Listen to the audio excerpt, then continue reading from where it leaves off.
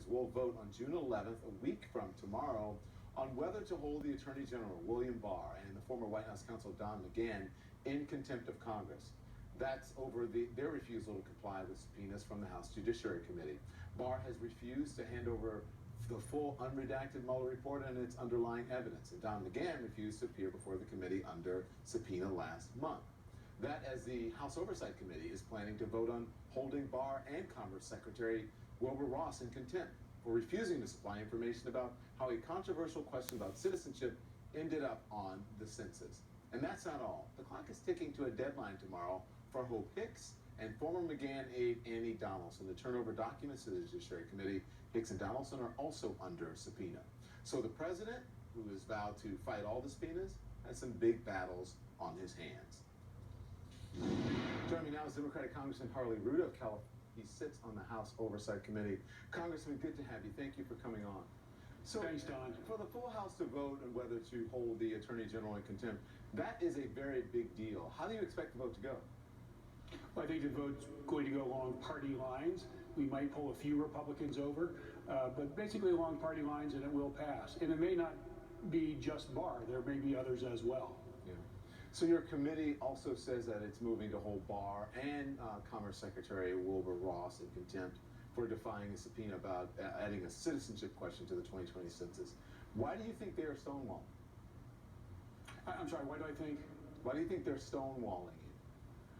I think this is being driven by the White House. Clearly, the marching orders all of these guys are getting is don't comply with valid subpoenas, don't comply with valid document requests.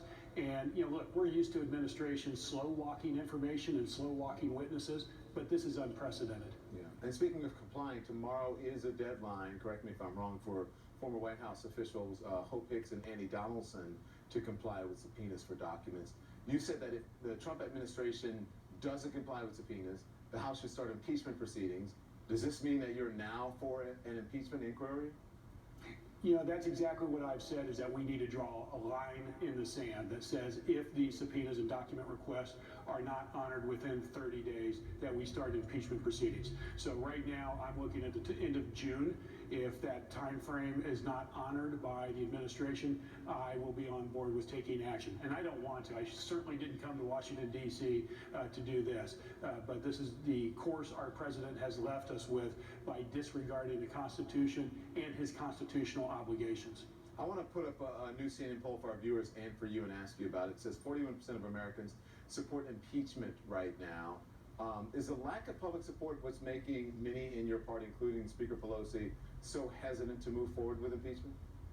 Don, I think that is right, but personally I disagree with it. I don't think this should be about which way the political winds are blowing or what the polling says. To me, this is just simple right and wrong, how we teach our kids. And I look at it through that lens that we just need to do what's right here, and so does the president. And if the president is not willing to do what's right, he's forcing our hand. Tomorrow, your subcommittee will hold a hearing on confronting violent white supremacy. What are you specifically looking to accomplish with that? I think all of us need to shine a bright light on the growing white supremacy movement in the United States. Even in my area of the country, in Southern California, it has been identified as a hot spot for these hate groups. And for us to be successful in combating the growth of these hate groups, it requires all of us to bring attention to it. And I wish we had a stronger partner in the president in doing that, because this is a slippery slope and we need to stop it sooner, as soon as we can. And while I have you here, you seem pretty optimistic about Dreamers. What do you want to say? Well, I'm excited that we're bringing a bill to the floor tomorrow to address citizenship, a pathway to citizenship for Dreamers and other key groups. And I'm hopeful we will have bipartisan support. We will see. But this is one part of overall comprehensive immigration reform that we do need. Well, let's see if there's progress. We certainly hope so. Thank you very much, Congressman Rudy. Thanks, Don. Appreciate your time.